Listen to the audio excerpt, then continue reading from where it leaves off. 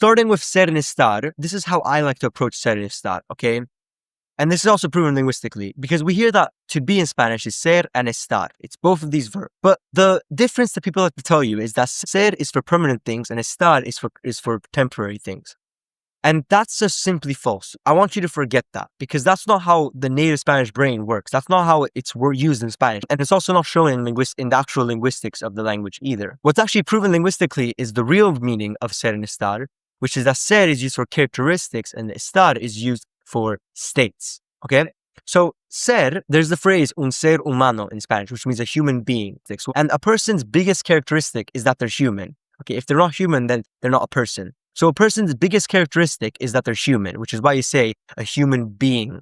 Un ser humano. You use ser in Spanish. And so ser is used for to be when it comes to characteristics. Okay? Estar, being for states, is actually proven even easier. Is actually proven even more easily, which is in the word United States, which is Estados Unidos. And estado is the past tense of estar. States is estados, and estado comes from estar. The reason why this matters is because if you were to say, he is boring, using ser, the word for bored or boring is aburrido in Spanish. If it's a guy, if it's a girl, it's aburrida. If you were to say, está aburrido, then you'd say, he is bored. He is bored. Like, he is bored right now in this moment. He's in a state of boredom. Whereas if you said, es aburrido, using ser, you would be referring to his character. You'd be saying, he's a boring person.